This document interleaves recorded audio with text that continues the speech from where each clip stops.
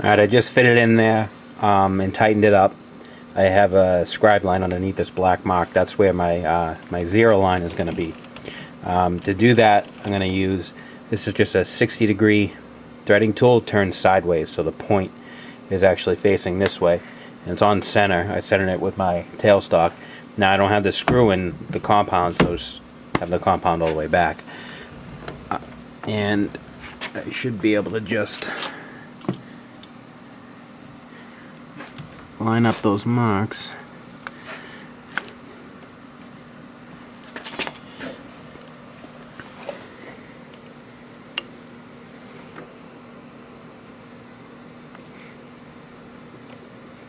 Right about there. And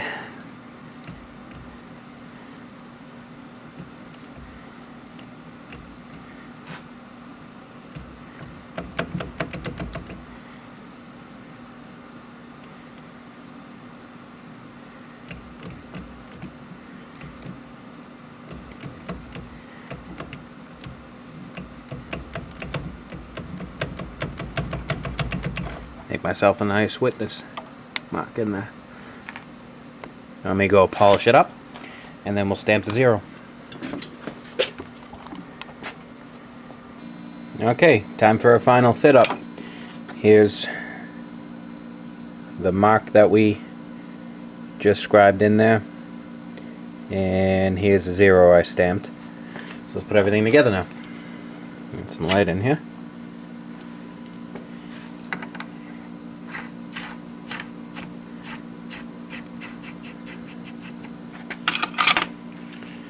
Take my poor man's spanner.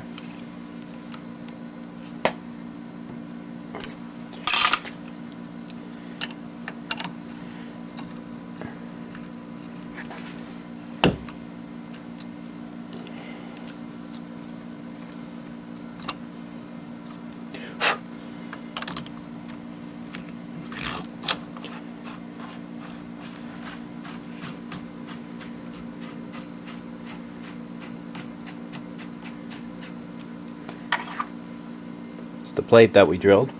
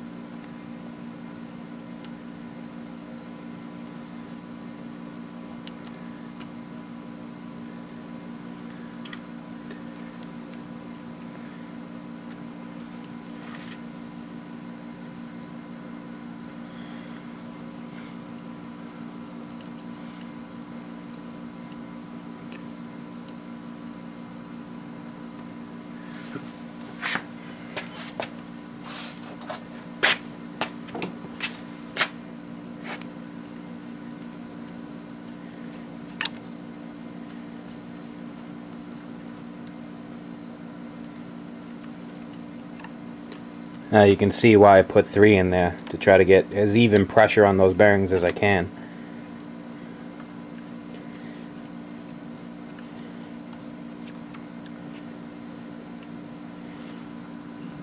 That's too tight. Now these are going to adjust the pressure on that bearing and dictate the feeling of this screw.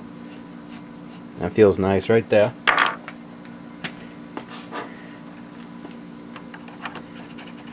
Our dial.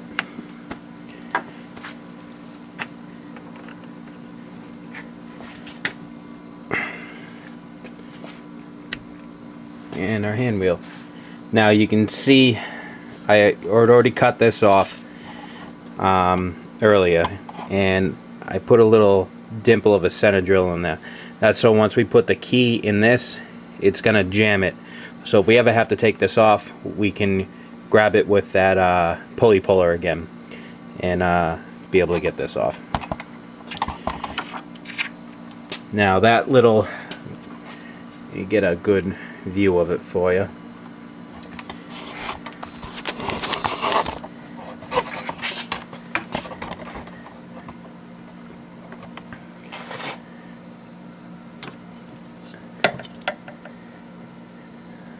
Probably better off looking at it at the bottom.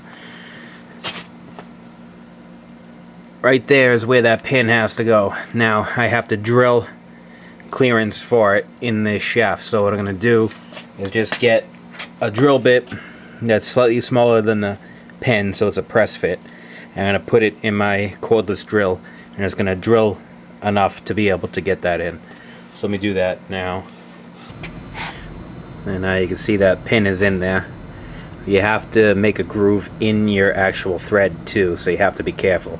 And that just goes right in and sits on the shoulder of the inside and should come out just flush with the this little step right here. Now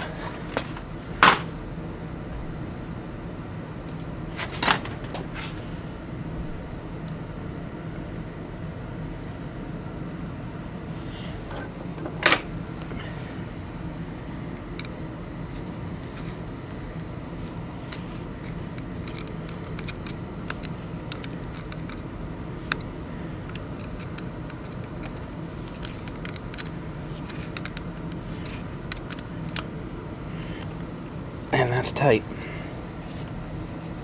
Smooth as silk. And give you a better shot.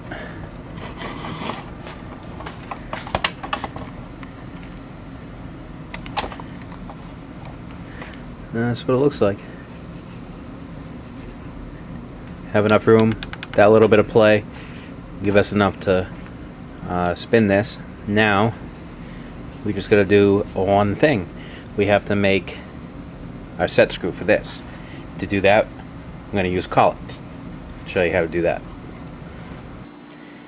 Alright, now we're going to use a Collet. Now a Collet goes into your spindle, and it is very, very accurate. And it's within a thousandth or two at most of run out. And it's repeatable. You can loosen the collet, move your piece, put it back in, you'll get pretty much the same run out, if any, as you were before. You do need a few. The one issue with collets is that they're specifically sized. This is a 3/8 collet. I don't know if I can zoom in on that. I don't know if you can see, this is 3/8 collet. You only have the gripping ability of a couple of thousandths within that range of 3/8, so you would need a whole range of collets to get all the sizes. They go into increments of 64ths of an inch, just like your drill bit sets. Southbend, the 9-inch lathes, use a 3C collet. The 3C collet only goes up to 1/2 inch, is the largest diameter that they have. Now, to use the collet, you're going to need a collet adapter, which is a hardened sleeve that goes into your spindle, and there's a little pin in the bottom that grabs the collet, that grabs this little groove on the collet. Now you're also going to need a thread protector, which screws on to the thread nose, which allows you to not run your tool into your threaded chuck, and will also allow you to draw the collet off when you're done. And you're going to need a drawbar, which is going to go through here.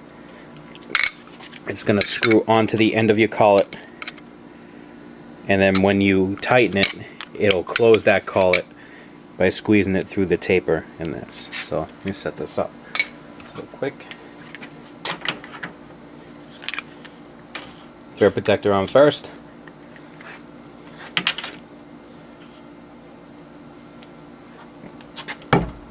Collet adapter in. Collet in place. You want to find that little groove. And then your drawbar. Now let's check up our piece. Get a better angle for you.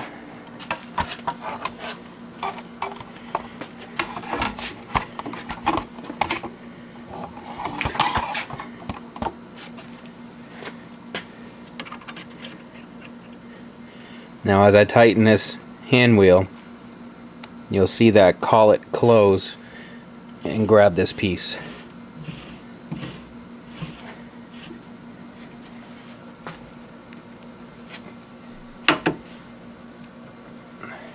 And there you go. We're locked in. With little to no run out. I could throw a dial indicator up there and such a show how accurate that actually is. Alright, we gotta call it in there. Let me get the spindle here returned. Barely any run out. Less than half a thousand to run out. Alright, now we're gonna trim our piece down to a thread. We're gonna thread it, cut the thread reliefs, nip the end of the thread because this hole here, this isn't threaded all the way through, so and we're gonna knurl the end of it, so our screw's gonna end up looking pretty much like that. So let's make one. I have a scribe mark right here. We need to turn this diameter down to 185 thousandths for a 1032 thread for a distance of 650 thousandths. Now this is sticking out way too far than I would like, unsupported, but we're only making a screw, and so I'm not really concerned about any bit of chatter or anything. I'll just go slow enough to get around that, so I'm not going to center drill it or anything else. Now this here is a brass cutter. As you can see, it's a round nose. It can be fed in either direction, but unlike all the other tools, the top of it here is flat, perfectly flat, just like a threading tool. There's no rake on that. These tools are for brass only.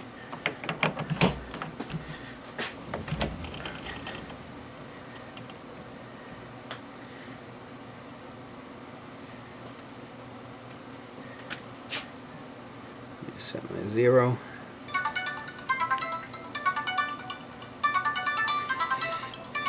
Again, people won't leave me alone today.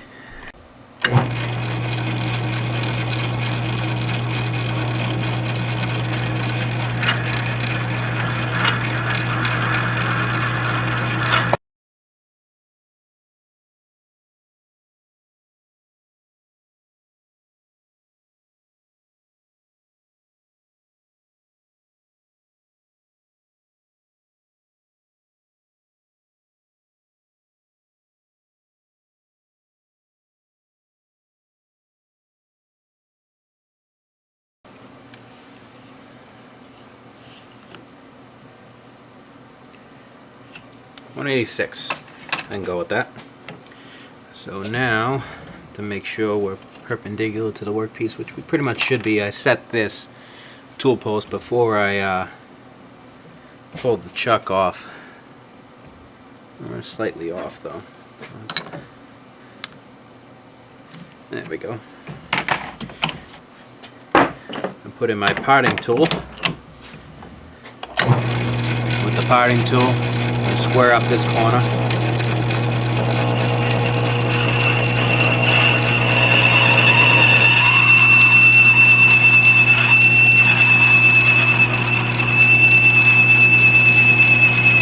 And go slightly deeper.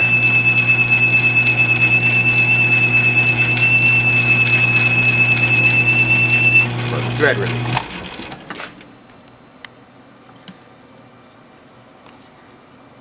Alrighty, let me see if I can get zoomed in here. Alrighty, ready to thread. So we're going to use our block again to line our threads. Actually, you know what I should do first is make your life easier.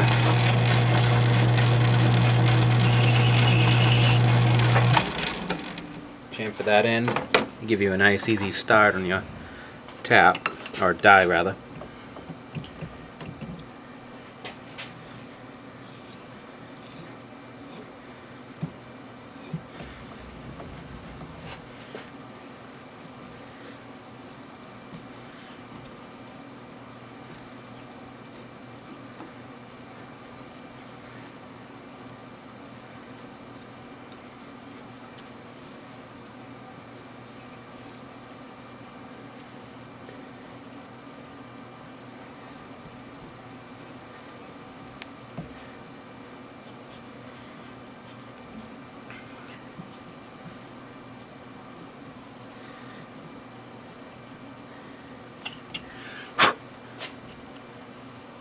Now our hole to the dial itself isn't threaded all the way. It stops halfway up, or a quarter of the way up rather. So I'm gonna cut off about 225 thousandths of that thread. So right about there. I'm gonna trim that off. So put my parting tool in there.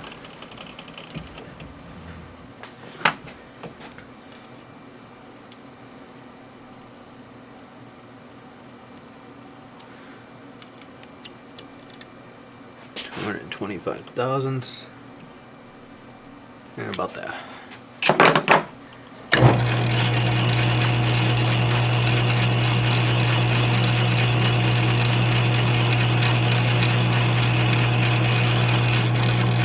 Just enough to knock our threads down to give us a clearance angle.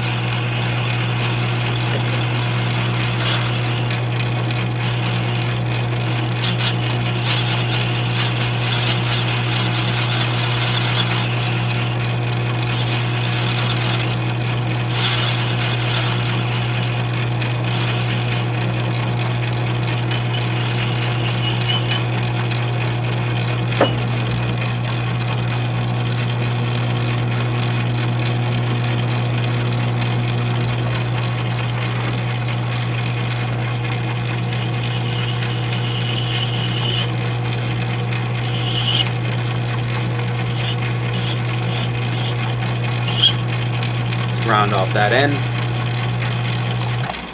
and there it is. Now comes the fun part.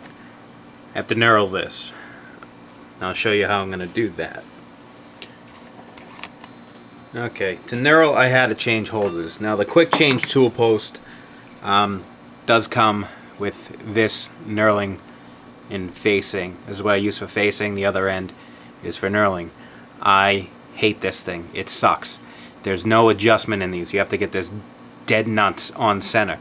There is absolutely no movement of these wheels, no nothing. These things suck. They're useless. What I have here in another form of tool holder is a knurling head, but you can see this wiggles. Now that doesn't mean you can go off center with them, but at least this gives you a little bit of adjustment. So if you're a little bit off center, it will walk and it will get it in. This is actually a genuine Southbend accessory. This is the 10-in-1 tool holder.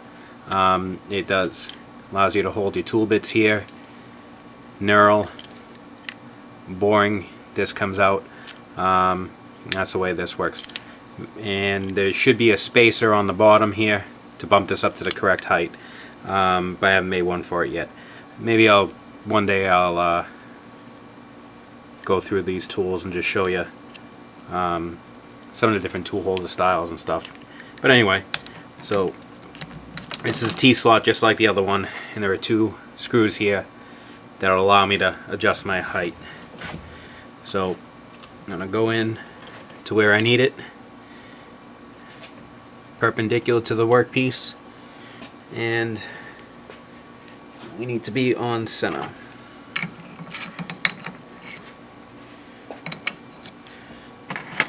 Which obviously at the moment we're nowhere near, so if I can find an Allen that fits. Yep.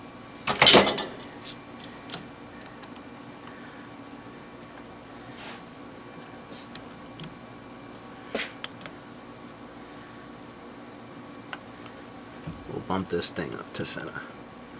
Now this isn't the correct way to use the knurling tool. This is actually supposed to be flipped upside down completely. Like I said, I'm not going to go into that now, but maybe one day I'll do a quick video on it.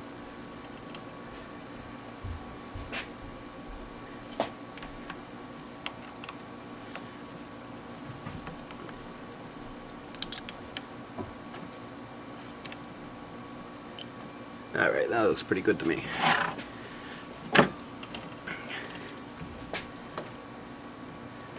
Now we're not going very far with the knurling. I need enough for a thumb screw. so I'm probably only going to walk it back and forth a tiny bit. Let me just make sure I have enough room to do that between here and there, and I do. Now I'm not going to use any oil or anything on this. You should, but we're not right now because I want you to be able to see it. We're not going to go that fast. We're going to turn him back here.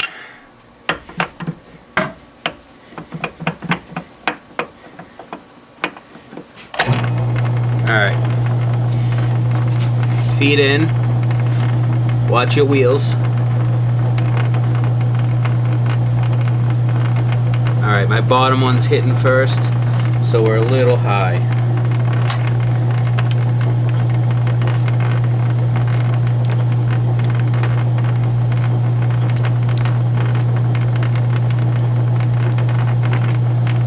Yeah, now they're both equal. Feed it in. Now once you engage your work and make an imprint, do not disengage. I'm just going to hand feed it back and forth because I'm just making a tiny knurled thumb screw that I only want the width of that knurl itself. Walk it back and forth a little bit, feed in a little bit until I get the pattern that I want.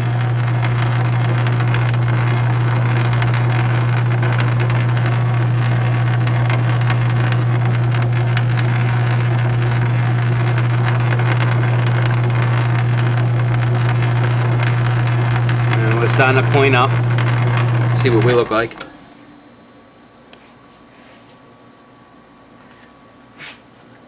A little bit more. I'll be happy with that.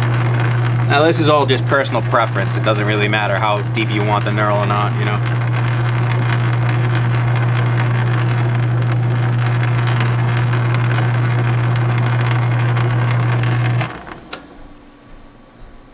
Good enough for me.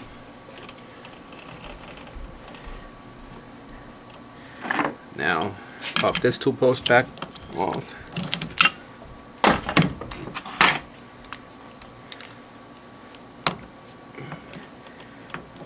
Put my phase 2 back in.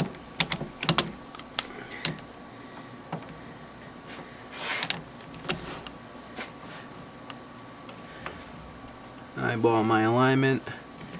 Like I said, none of this is really critical, so all this is by eye.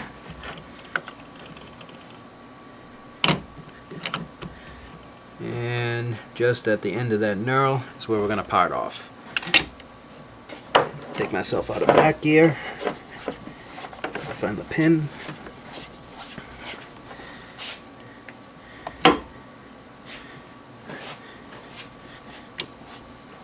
Come on. There it is. Walk my carriage down.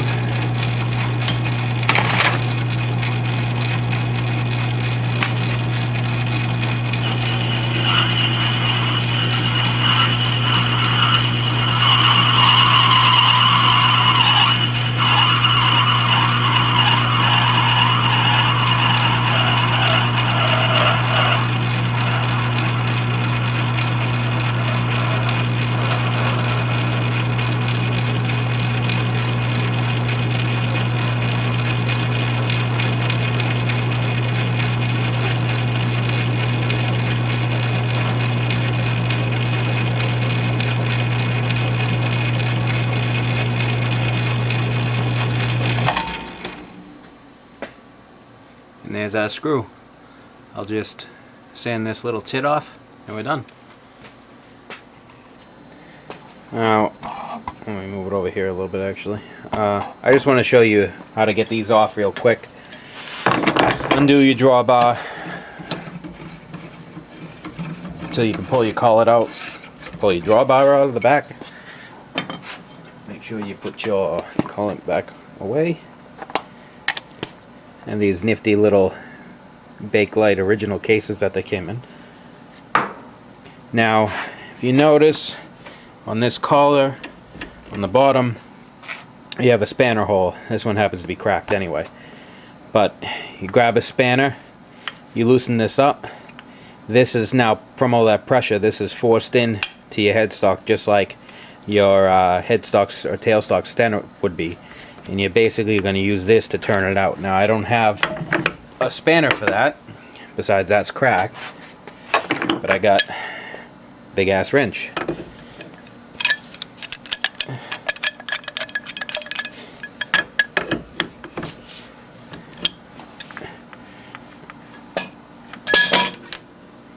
Then pull your sleeve out and your collar off, and you're back to normal. Alrighty, so now we're 100% complete. These screws are brass for a reason.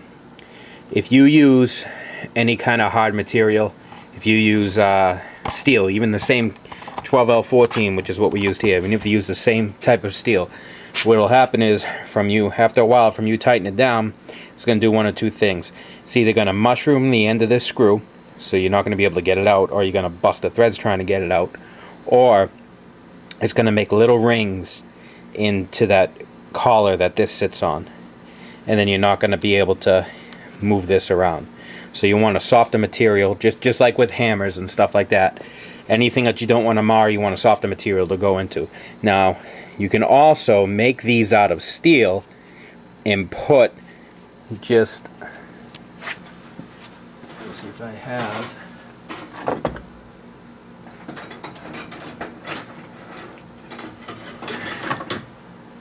nope, that's not brass. No, I can't find any. Just a piece, if you cut a little, just like this, you cut a little piece of brass like that and stuff it in the hole, and then you can put your steel screw on top of that little piece of brass. That piece of brass will keep the rest of it from mushrooming out. Let's see.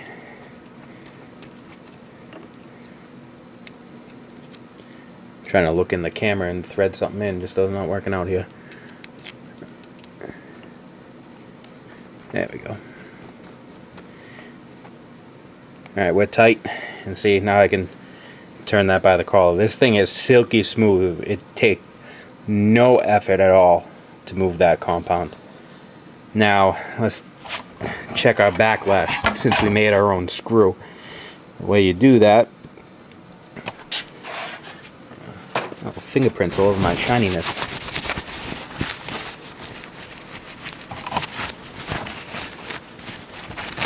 There, nice and shiny again.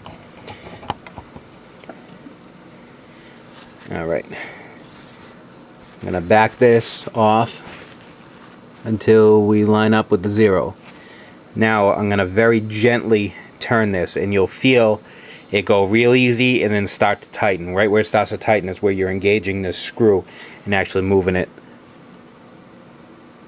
Right there. Say about 20 thousandths backlash in a nut that we made, which is less than what's here, because this one, even though I made my own piece, I reused the original screw in here because it has a gear that I couldn't cut. So I'll line that up with the 0. This one has, right there we're engaging 30 to 35 thousandths backlash in the cross slide. Plus that's also a function of the nuts, the brass nut inside here. We never changed, but I do like the way it turned out. Really do. We have plenty of clearance between everything.